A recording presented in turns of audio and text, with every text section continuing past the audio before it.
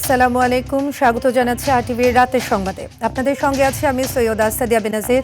শুরুতে জানিয়ে দেব mercantile bank সংবাদ শিরোনাম।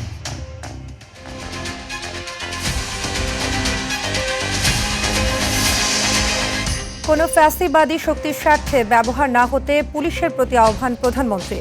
জনগণের সঙ্গে মানবিক আচরণের নির্দেশ। স্থায়ী বন্ধুত্ব চাইলে ভারতকে সীমান্ত হত্যা বন্ধের আহ্বান রিজভির।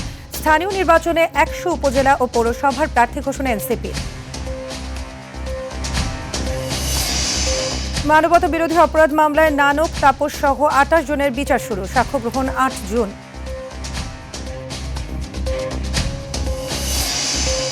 দেশে হাম ও হামের উপসর্গ নিয়ে একদিনে আরও ১১ শিশুর মৃত্যু। হাসপাতালে ভর্তি ১,২৭৮ শিশু। এবং মায়েদের ত্যাগ আর অদম্য সাহসের গল্পে ভরপুর পৃথিবী। বিশ্ব মা দিবসে ৫ জন পেলেন আরটিভি স্বপ্নজয়ী মা অ্যাওয়ার্ড।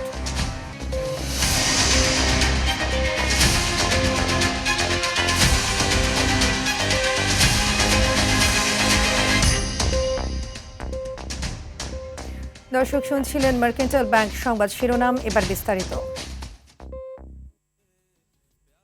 আর কোনো ফ্যাসিবাদী শক্তি যেন নিজের স্বার্থে পুলিশকে ব্যবহার না করতে পারে, পুলিশ সদস্যদের সেই নতুন শপথ নেওয়ার আহ্বান জানিয়েছেন প্রধানমন্ত্রী তারেক রহমান। রাজারবাগ পুলিশ লাইন্সে পুলিশ সপ্তাহ ২০২৬ উদ্বোধনী অনুষ্ঠানে এই আহ্বান জানান তিনি। বলেন, ত্রয়োদশ জাতীয় সংসদ নির্বাচন প্রমাণ করেছে বাংলাদেশ পুলিশের পক্ষে দক্ষতা এবং পেশাদারিত্বের সঙ্গে দায়িত্ব পালন সম্ভব। জাতিসংঘ শান্তি মিশনে বাংলাদেশ পুলিশের ভূমিকা তুলে ধরে প্রধানমন্ত্রী বলেন, শুধু বিদেশেই নয়, দেশের জনগণের সঙ্গেও পুলিশের মানবিক আচরণ প্রত্যাশিত। আরও জানাচ্ছেন শামীম চৌধুরী। বিগত ১ বছরের পুলিশি কার্যক্রম পর্যালোচনা এবং আগামীর কর্মপরিকল্পনা গ্রহণ করার লক্ষ্যে ১৯৭২ সাল থেকে পালন করা হয় পুলিশ সপ্তাহ। আমার পুলিশ আমার দেশ, সবার আগে বাংলাদেশ প্রতিপাদ্যে রাজারবাগ পুলিশ লাইন্স মাঠে বর্ণাঢ্য বার্ষিক প্যারেডের মাধ্যমে শুরু হয় এবারের আয়োজন। ৪ দিনব্যাপী এবারের পুলিশ সপ্তাহ উদ্বোধন করেন প্রধানমন্ত্রী তারেক রহমান। বিভিন্ন কন্টিনজেন্ট ও পতাকাবাহী দলের জাঁকজমকপূর্ণ, মনোমুগ্ধকর ও দৃষ্টিনন্দন কুচকাওয়াজ পরিদর্শন করেন প্রধানমন্ত্রী। গ্রহণ করেন অভিবাদন। পরে বক্তব্যের শুরুতেই মুক্তিযুদ্ধে শহীদ পুলিশ সদস্যদের স্মরণ করেন প্রধানমন্ত্রী। তুলে ধরেন বিভিন্ন সময়ে পুলিশের নানা অবদান। আর কোনো ফ্যাসিবাদ স্বৈরাচার যেন পুলিশ সদস্যদেরকে দেশ এবং জনগণের স্বাধীনতার বিরুদ্ধে ব্যবহার করতে সক্ষম না হয়। স্বাধীনতার প্রথম প্রহরেই পুলিশের রক্তে রঞ্জিত এই মাটিতে দাঁড়িয়ে আসুন আজ আমরা আবারও নতুন শপথে অঙ্গীকারবদ্ধ হই। ত্রয়োদশ জাতীয় সংসদ নির্বাচন প্রমাণ করেছে বাংলাদেশ পুলিশের পক্ষে দক্ষতা এবং পেশাদারিত্বের সঙ্গে দায়িত্ব পালন সম্ভব। পুলিশ জনগণের জানমালের নিরাপত্তা নিশ্চিত করতে সাধ্য এবং সামর্থ্যের সবটুকু দিয়ে চেষ্টা করবেন, এমন প্রত্যাশাও করেন সরকার প্রধান। বিশ্বের বিভিন্ন দেশে শান্তি প্রতিষ্ঠা, আইন শৃঙ্খলা রক্ষা এবং মানবাধিকার সুরক্ষায় আমাদের পুলিশ সদস্যরা পেশাদারিত্ব, সাহসিকতা ও মানবিকতার উজ্জ্বল দৃষ্টান্ত স্থাপন করেছেন। শুধু বিদেশেই নয়, দেশের জনগণের সঙ্গেও পুলিশের মানবিক আচরণ প্রত্যাশিত। পরে পুলিশের বিভিন্ন দলের প্যারেড কমান্ডারদের সঙ্গে পরিচিতি ও কুশল বিনিময় করেন তারেক রহমান। একটি আধুনিক ন্যায়ভিত্তিক এবং মানবিক রাষ্ট্র গঠনে প্রতিশ্রুতি বাস্তবায়ন করে চলছে বর্তমান সরকার। আইনশৃঙ্খলা রক্ষায় পুলিশ বাহিনীর ভূমিকা সবচেয়ে বেশি। পুলিশের প্রতি জনগণের আস্থা পুনঃপ্রতিষ্ঠা এবং আইনশৃঙ্খলা উন্নয়ন বর্তমান সরকারের প্রথম এবং প্রধান অগ্রাধিকার, এমনটাই বললেন প্রধানমন্ত্রী তারেক রহমান। রাজারবাগ পুলিশ লাইন্স থেকে শামীম চৌধুরী, আরটিভি, ঢাকা।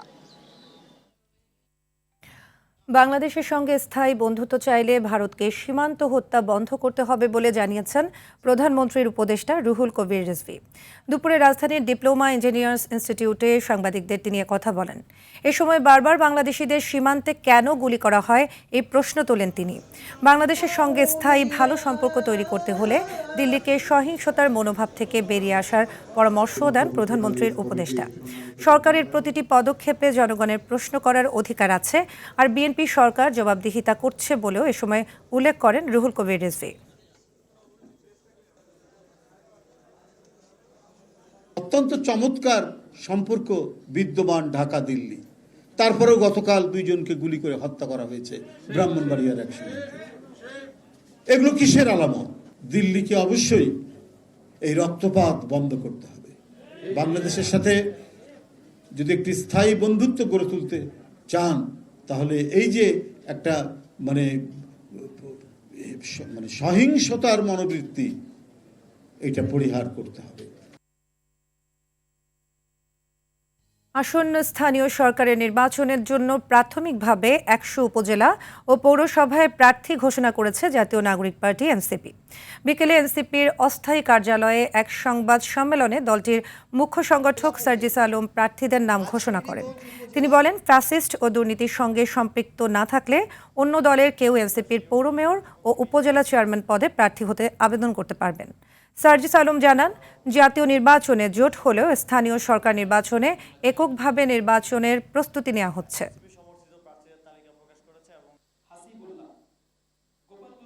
যারা মনে করে যে আওয়ামী লীগ একটা স্বৈরাচার ছিল এবং তারা অপরাধ করেছে, এইরকম কিছু পদপ্রার্থীও এখানে এসেছে, কিন্তু এখন পর্যন্ত আমরা এককভাবে প্রস্তুতি নিচ্ছি এবং বাংলাদেশের প্রত্যেকটা সিটি কর্পোরেশন, উপজেলা, পৌরসভা, ইউনিয়নে আমরা এককভাবে প্রস্তুতি নিয়ে আমাদের প্রার্থী ঘোষণা করব। জুলাই গণঅভ্যুত্থানে রাজধানীর ধানমন্ডি ও মোহাম্মদপুর এলাকায় ৯ জনকে হত্যাসহ ৩ অভিযোগে সাবেক মেয়র শেখ ফজলিনুর তাপস ও আওয়ামী লীগ নেতা জাহাঙ্গীর কবির নানক সহ ২৮ জনের বিরুদ্ধে আনুষ্ঠানিক বিচার শুরুর আদেশ দিয়েছে ট্রাইব্যুনাল। সূচনা বক্তব্য ও সাক্ষ্য গ্রহণ শুরু ৮ জুন। এদিকে এ হত্যাকাণ্ডে আসামিদের সংশ্লিষ্টতার সুস্পষ্ট প্রমাণ পাওয়ার কথা জানিয়েছেন চিফ প্রসিকিউটর। জিএম মাহমুদের রিপোর্টে দেখুন বিস্তারিত। জুলাই ২০২৪ বৈষম্য বিরোধী আন্দোলনে উত্তাল ঢাকাসহ সারা দেশ। আন্দোলন দমনে ১৮ ও ১৯ জুলাই রাজধানীর ধানমন্ডি ও মোহাম্মদপুরে নৃশংসতা চালায় আওয়ামী লীগ, ছাত্রলীগ ও আইনশৃঙ্খলা বাহিনী। গুলি চালানো হয় নিরস্ত্র ছাত্র জনতার উপর। এতে নিহত হন শিক্ষার্থী মাহমুদুর রহমান সৈকত ও ফারহান ফাইয়াজ সহ ৯ জন। আহত হন অনেকে। এ ঘটনায় ঢাকা দক্ষিণ সিটির সাবেক মেয়র শেখ ফজলিনুর তাপস ও আওয়ামী লীগ নেতা জাহাঙ্গীর কবির নানক সহ ২৮ জনকে অভিযুক্ত করে মামলা হয় আন্তর্জাতিক অপরাধ ট্রাইব্যুনালে। শুনানিতে আনুষ্ঠানিক বিচার শুরুর আদেশ দেয় ট্রাইব্যুনাল। পরপর ২ দিন সেখানে ড্রোন ব্যবহার করা হয়েছে, হেলিকপ্টার ব্যবহার করা হয়েছে, বৃষ্টির মতো গুলিবর্ষণ করা হয়েছে। আগামী ৮-৬-২৬ তারিখ থেকে সাক্ষ্য কার্যক্রম শুরু হবে। তদন্তে সুপিরিয়র কমান্ড রেসপন্সিবিলিটি সহ আসামিদের বিরুদ্ধে হত্যাকাণ্ডে সংশ্লিষ্টতার প্রমাণ মিলেছে। তাই এ দায় অবশ্যই তাদেরকে নিতে হবে বলেও জানান চিফ প্রসিকিউটর।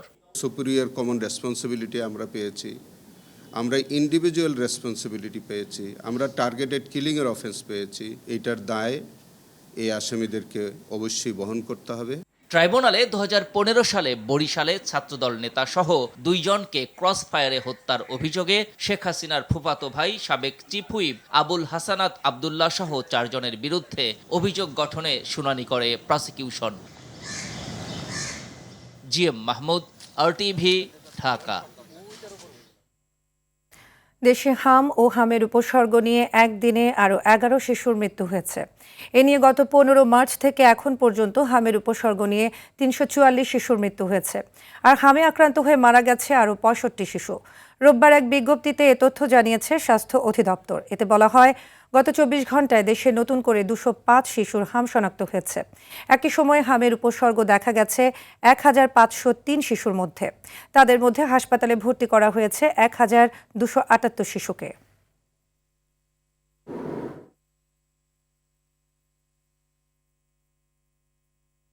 মায়ের ত্যাগ, ভালোবাসা আর অদম্য সাহসের গল্পে ভরপুর পৃথিবী।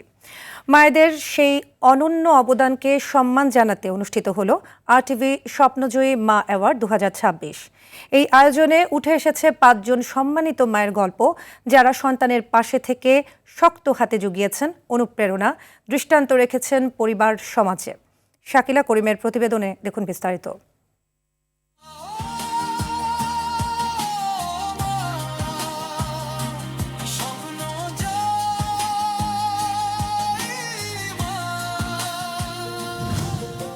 জীবনের প্রতিটি বাঁকে চ্যালেঞ্জকে সঙ্গী করেই এগিয়ে চলেন মায়েরা। কখনো অর্থনৈতিক সংকট, কখনো সামাজিক বাধা, সবকিছুকে জয় করে গড়ে তোলেন স্বপ্নের ভবিষ্যৎ। এমনই সংগ্রামী ও অনুপ্রেরণাদায়ী মায়েদের সম্মান জানাতে RTV স্বপ্নজয়ী মা অ্যাওয়ার্ড 2026-এর আয়োজনে দেশের বিভিন্ন প্রান্তে গুরুত্বপূর্ণ পদে থাকা সন্তানদের স্বপ্নজয়ী মায়েরা তাদের জীবনের গল্প তুলে ধরেন। সন্তানকে উচ্চশিক্ষায় প্রতিষ্ঠিত করেছেন সীমাহীন কষ্ট সহ্য করে, আবার কেউ সমাজের জন্য কাজ করে হয়ে উঠেছেন অনুপ্রেরণা। আমার খুব ভালো লাগছে এর আগে আমাকে এখানে ডাকার জন্য এবং পুরস্কৃত করার জন্য। আনন্দিত আমি যে আজকে মা সম্মানিত হয়েছে। থ্যাংক ইউ সো মাচ আজকের এই অনুষ্ঠানে আমার মাকে সম্মাননা দেওয়ার জন্য। আমি যে কাজ করি এটা রিকগনাইজেশন হিসেবে আম্মু যে সম্মানটা পেলেন, আসলে আমি অনেক গর্বিত। ধন্যবাদ জানাচ্ছি RTVকে এবং RTVকে যারা সহযোগিতা করেছেন। আমরা 4 বোন, মায়ের স্যাক্রিফাইসের জন্য 4 বোনের কিন্তু 4 ধরনের পথ চলা এবং অর্জন। মায়েরা যারা আজকে সম্মানিত হলেন তাদের প্রতি আমরা গর্ববোধ করছি এবং আমাদের দেশের সকল মায়েদের জন্য আমার আন্তরিক অভিনন্দন। প্রধান অতিথি সংস্কৃতিমন্ত্রী নিতাই রায়চৌধুরী বলেন, এমন উদ্যোগ ভবিষ্যৎ প্রজন্মকে অনুপ্রাণিত করবে এবং মায়েদের প্রতি সম্মান আরও বাড়াবে। মায়ের তুলনা তো কেউ হয় না, মার তুলনা মা নিজেই। মার এই যে মমত্ববোধ, মার এই যে লালন পালন, মা গর্ভে ধারণ করার সন্তান, ভালোবাসার কোনো অন্ত নাই। একটা সমাজ কতটা অগ্রগামী, কতটা আধুনিক, কতটা প্রগতিশীল সেটা বোঝা যায় সেই সমাজের মায়েদের অবস্থান দেখে, মেয়েদের অবস্থান দেখে। অন্য বক্তারা বলেন, মায়ের অবদান শুধু পরিবারেই সীমাবদ্ধ নয়, বরং সমাজ ও দেশের উন্নয়নেও গুরুত্বপূর্ণ ভূমিকা রাখছে। আজকের দিনটা কেবল একটি আনুষ্ঠানিকতা নয়, এটি আমাদের সবচেয়ে আপনজনের জন্য উৎসর্গকৃত বিশেষ একটি দিন। আমরা আমাদের আয়োজনের মধ্যে দিয়ে সারা দুনিয়ার মায়েদের সম্মান জানাতে চাই, ভালোবাসা প্রকাশ করতে চাই, আর সম্মাননার মাধ্যমে বলতে চাই, মা, আপনার ত্যাগ আমরা অনুভব করি, আপনার সংগ্রামকে আমরা শ্রদ্ধা করি, আপনার স্বপ্নকে আমরা স্যালুট করি। পুরস্কারপ্রাপ্ত মায়েদের হাতে সম্মাননা ক্রেস্ট ও সনদ তুলে দেওয়া হয়। তাদের চোখে মুখে ছিল গর্ব আর আনন্দের ঝিলিক, যেন দীর্ঘদিনের সংগ্রামের স্বীকৃতি মিলেছে। শাকিলা করিম, RTV, ঢাকা। মা এক অক্ষরের শব্দ, কিন্তু এর ভেতরেই লুকিয়ে থাকে পৃথিবীর সবচেয়ে বড় আশ্রয়। সব প্রতিকূলতা ছাপিয়ে সন্তানের জন্য মা বাঁচিয়ে রাখেন নিজের স্বপ্ন। মাকে কখনো যুদ্ধ করতে হয় দারিদ্রতার সঙ্গে, কখনো সমাজের বিরুদ্ধে, আবার কখনো মৃত্যুর মুখোমুখি দাঁড়িয়ে। তবুও মায়ের কাছে সন্তানই পৃথিবীর সবচেয়ে বড় সম্পদ। মা দিবসে এমন মায়েদের সংগ্রামের গল্প শোনাচ্ছেন সাদিয়া কানিজ। ছবি তুলেছেন মোহাম্মদ শাহিন।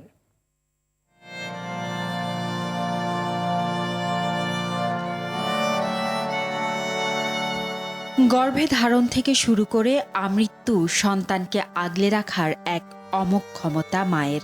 সন্তানের স্বার্থে মা আপোষহীন, তবু আজও সমাজে মায়েরা অবহেলিত আর নিগ্রহের শিকার। তবে অপ্রাপ্তবয়সী মা সামিয়ার লড়াইটা অনেকের গল্পকেই হার মানায়। সন্তান ভূমিষ্ঠ হবার কিছুদিন পরই স্বামী ছেড়ে চলে যায় তাকে। নেই মাথা গোঁজার ঠাঁই, তবু 6 মাস ধরে একাই সন্তানকে আঁকড়ে বেঁচে আছেন সামিয়া। কিন্তু জীবনযুদ্ধ এখানেই শেষ নয়। সন্তানের ফুসফুসে জটিল রোগ বাসা বাঁধায় মাকে ফেলেছে দুশ্চিন্তার অথৈ সাগরে। সুস্থতায় প্রয়োজন দীর্ঘমেয়াদী চিকিৎসা আর মোটা টাকা। আমার পোলা বেঁচে লাগবে, আমার এই কইতো ম্যাডাম এই কই পরে আমি দিব না। অসহায়ত্বের মাঝেও সন্তানের মুখে তাকিয়ে স্বপ্ন দেখেন মা সামিয়া।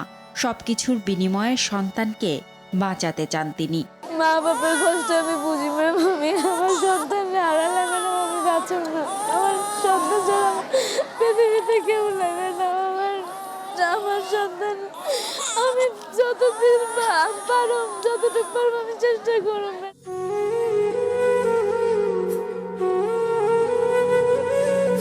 জিয়াসমিন নামে এই মায়ের গল্পটা ভিন্ন।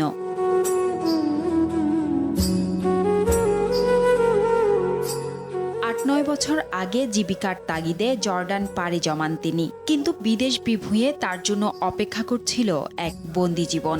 খাবারের কষ্ট আর বন্দিত্ব থেকে পালাতে গিয়ে পড়েন আরও ভয়ঙ্কর ফাঁদে। জোর করে অনৈতিক কাজে বাধ্য করা হয় তাকে। প্রতিবাদ করায় জড়িয়ে পড়েন আইনি জটিলতায়ও। অনেক কষ্টের পর দেশে ফিরে জানতে পারেন তার গর্ভে বেড়ে উঠছে এক নতুন প্রাণ। অবিবাহিত অবস্থায় সন্তান, সমাজ তখন আঙুল তুলেছে। 7 মাসের সন্তান নষ্ট করতে নানা উপায়ে চেষ্টা চালায় স্বজনরা। দেশে এসে দিই বাবু 7 মাস, মা ও কে জান না। আব্বা বলছে ফকির কাছে যা, ওয়ের কাছে যা, পরে আমি। কিন্তু জিয়াসমিন সিদ্ধান্ত নেন সব অপমান ও প্রতিকূলতার বিরুদ্ধে গিয়েও সন্তানকে পৃথিবীর আলো দেখাবেন। আজ তার কন্যার বয়স 8 বছর। ছোট্ট সেই মেয়েকে ঘিরেই এখন জিয়াসমিনের পুরো পৃথিবী। অনেক মানুষ বাবা বলছে মাইশ নবী পড়ে গেছে, মাইশ অনেক কথা কইছে, তুমি পালবে দিলে অনেক কিছু পাবি বলছে। মা আমি হমো, তাই আমি চাইছি ঠিক আছে তুই যেটাই চাস সেটাই তোরে আশা পূরণ কর। সমাজে এমন অসংখ্য মায়ের জীবন জুড়ে থাকে নীরব যুদ্ধের গল্প, যে গল্পে আছে গ্লানি, আছে চোখের জল। মা দিবসে প্রত্যাশা সব মা পাক তার প্রাপ্য মর্যাদা ও অধিকার। সাদিয়া কানিজ, RTV, ঢাকা। সোশ্যাল মিডিয়া এবং AI বা কৃত্রিম বুদ্ধিমত্তার এই যুগে সন্তানদের নৈতিকভাবে মানুষ করাই বর্তমান মায়েদের জন্য সবচেয়ে বড় চ্যালেঞ্জ বলে মন্তব্য করেছেন সমাজ কল্যাণ এবং মহিলা ও শিশু বিষয়ক মন্ত্রণালয়ের মন্ত্রী অধ্যাপক ডাক্তার AZM জাহিদ হোসেন। রাজধানীর মহাখালীতে গৌরবিনী মা 2026 সম্মাননা অনুষ্ঠানে প্রধান অতিথির বক্তব্যে তিনি কথা বলেন। কৃত্রিম বুদ্ধিমত্তা ও নতুন নতুন জ্ঞানের সর্বোত্তম ব্যবহার করে যাতে নতুন প্রজন্ম এগিয়ে যায় সেই আহ্বান জানান মন্ত্রী। অনুষ্ঠানে সন্তানের সাফল্যে নেপথ্যের কারিগর হিসেবে অবদান রাখায় 11 জন মায়ের হাতে তুলে দেওয়া হয় বিশেষ সম্মাননা।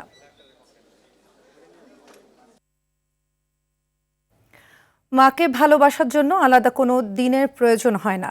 সন্তানের জীবনে মায়ের ভালোবাসা প্রতিদিনের। তবুও বিশেষভাবে কৃতজ্ঞতা প্রকাশের জন্য বিশ্ব মা দিবসের তাৎপর্য অপরিসীম। দিবসটি উপলক্ষে রাজধানীর উত্তরায় এক সম্মাননা অনুষ্ঠানে এসব কথা বলেন অতিথিরা। সন্তানদের ডিভাইস আসক্তি, মাদক ও কিশোর গ্যাং থেকে দূরে রাখতে মায়েদের গুরুত্বপূর্ণ ভূমিকা রাখতে হবে জানিয়ে অতিথিরা বলেন, যারা সন্তানদের আলোকিত মানুষ হিসেবে গড়ে তুলেছেন তারাই প্রকৃত রত্নগর্ভা মা। এ সময় বিশেষ চাহিদা সম্পন্ন সন্তানদের মায়েদের অবদানকেও যথাযথ মূল্যায়নের আহ্বান জানানো হয়। অনুষ্ঠানে মরণোত্তর সহ 31 জন রত্নগর্ভ মাকে সম্মাননা স্মারক প্রদান করা হয়। মা দিবসে রত্নগর্ভা সব মাকে আমার 1400 শহীদ পরিবার, প্রায় 30,000 আহত যোদ্ধার পক্ষ থেকে সবাইকে আমার অভিনন্দন এবং সালাম। আমাদের যে মায়েরা 3টি বিশেষ চাহিদা সম্পন্ন সন্তান, 2টি বিশেষ চাহিদা সম্পন্ন সন্তানকে মানুষ করছে রাত দিন জেগে সকল পরিশ্রম দিয়ে, কোনো কিছু পাওয়ার আশা না করে তাদেরকেও মনে রাখেন, তাদেরকেও সম্মানিত করবেন। গণভোটের গণরায় অস্বীকার করতে বিএনপি লন্ডনে বসে ষড়যন্ত্র করেছে বলে অভিযোগ করেছেন 11 দলীয় ঐক্যের নেতারা। সন্ধ্যায় চট্টগ্রামে এক সেমিনারে তারা বলেন, 70% হ্যাঁ ভোটকে উপেক্ষা করে বিএনপি সংসদকে প্রতারণার কারখানায় পরিণত করেছে। নেতারা অভিযোগ করেন, দীর্ঘ সময়ে জনগণের ভোটাধিকার হরণ করা হয়েছে। এলডিপি চেয়ারম্যান কর্নেল অলি আহমেদ এবং জামায়াতের সেক্রেটারি জেনারেল মিয়া গোলাম পরওয়ার বলেন, লন্ডনে বসে ষড়যন্ত্রের মাধ্যমে একদিনে 2 ভোট করে বিএনপি জনমতকে বৃদ্ধাঙ্গুলি দেখিয়েছে। এ সময় জাতীয় স্বার্থে প্রয়োজনে আবারও রাজপথে জীবন দেওয়ার হুঁশিয়ারি দেন নেতারা। জনগণের স্বার্থ আদায়ের জন্য আবারও যদি জীবন দিতে হয়, আমাদেরকে সে প্রস্তুতিটা রাখতে হবে, গ্রহণ করতে হবে। 70% জনগণের অভিপ্রায় অনুযায়ী বাস্তবায়নের দাবির একটি চূড়ান্ত দ্রোহের সূচনা হবে চট্টগ্রাম থেকে। সরকার ফ্যামিলি কার্ড, কৃষক কার্ড সহ ছোট ছোট প্রকল্পের মাধ্যমে পিছিয়ে পড়া জনগোষ্ঠীকে মূলধারার অর্থনীতিতে আনতে কাজ করছে বলে জানিয়েছেন অর্থ ও পরিকল্পনা মন্ত্রী আমির খসরু মাহমুদ চৌধুরী। বিগত সরকারের নেওয়া মানহীন প্রকল্প বাদ দিয়ে স্বাস্থ্য খাতে বিশেষ নজর দেওয়ার কথা জানান তিনি। প্রান্তিক অর্থনীতিকে চাঙ্গা করতে ওয়ান ভিলেজ ওয়ান প্রোডাক্টের কথাও বলেন অর্থমন্ত্রী। আরও জানাচ্ছেন তৌহিদুর রহমান। দেশের বেশিরভাগ মানুষ এখনো অপ্রাতিষ্ঠানিক খাতের সাথে জড়িত, আর এসব মানুষ বিশেষ করে প্রান্তিক মানুষের ভাগ্য উন্নয়নে কাজ করে যাচ্ছে পল্লী কর্মসহায়ক ফাউন্ডেশন পিকেএসএফ। পিছিয়ে পড়া জনগোষ্ঠীকে এগিয়ে নিতে নতুন নতুন প্রকল্প হাতে নিয়েছে পিকেএসএফ। আগারগাঁওয়ে সংস্থাটির মিলনায়তনে আয়োজিত অনুষ্ঠানে এগিয়ে যাওয়া মানুষরা পিকেএসএফ এর সহায়তার কথা তুলে ধরেন। আমি 2 জন লোককে কর্ম দিতে সক্ষম হই। অর্থ ও পরিকল্পনা মন্ত্রীও পিকেএসএফ এর জনবান্ধব কর্মসূচির প্রশংসা করেন। বলেন, পিছিয়ে পড়া জনগোষ্ঠীর কল্যাণে সরকারও কাজ করছে। আমাদের এক্সপেন্ডিচার হেলথ সেক্টরে, এডুকেশন সেক্টরে, সোশ্যাল সেক্টরে ইতিমধ্যে দেখতেই পাচ্ছেন, এগুলো কিন্তু বাড়তে থাকবে।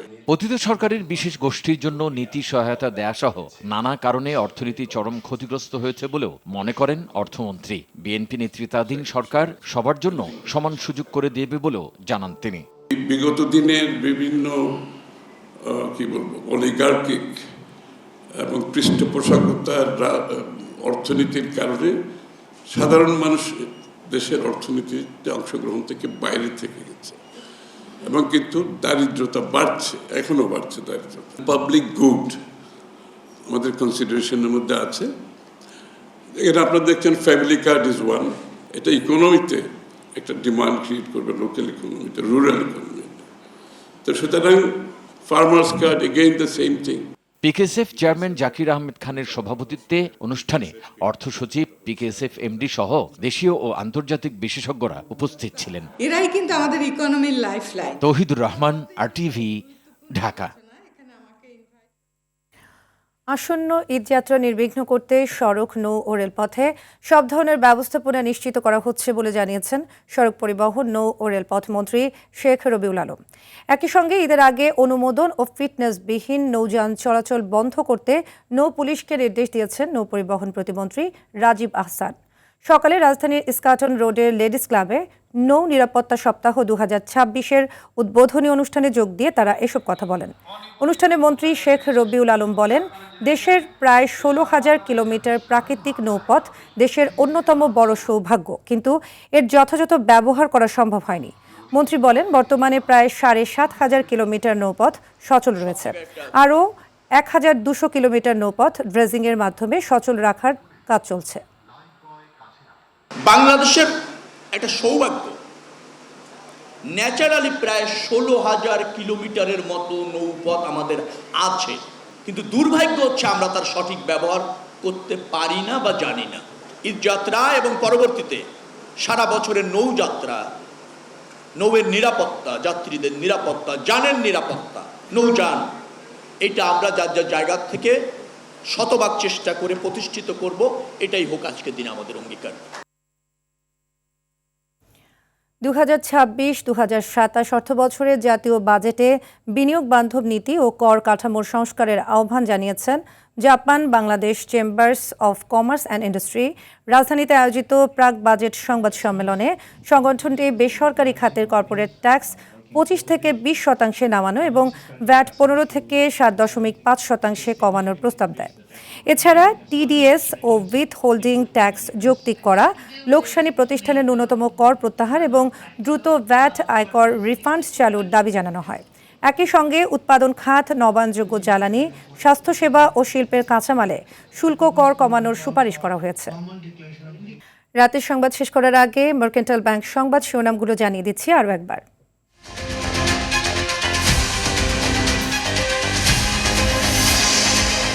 কোনো ফ্যাসিবাদী শক্তির স্বার্থে ব্যবহার না হতে পুলিশের প্রতি আহ্বান প্রধানমন্ত্রীর। জনগণের সঙ্গে মানবিক আচরণের নির্দেশ।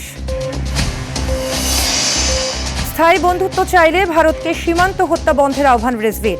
স্থানীয় নির্বাচনে 100 উপজেলা ও পৌরসভার প্রার্থী ঘোষণা এনসিপি।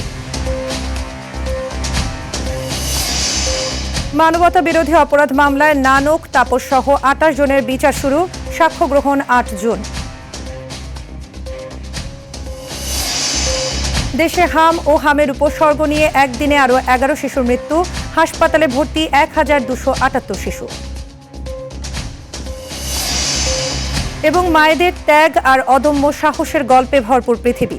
বিশ্ব মা দিবসে 5 জন পেলেন RTV স্বপ্নজয়ী মা অ্যাওয়ার্ড। রাতের সংবাদ এ পর্যন্তই। মধ্যরাতের সংবাদ রাত 1টায় দেখার আমন্ত্রণ রইল। ধন্যবাদ সবাইকে।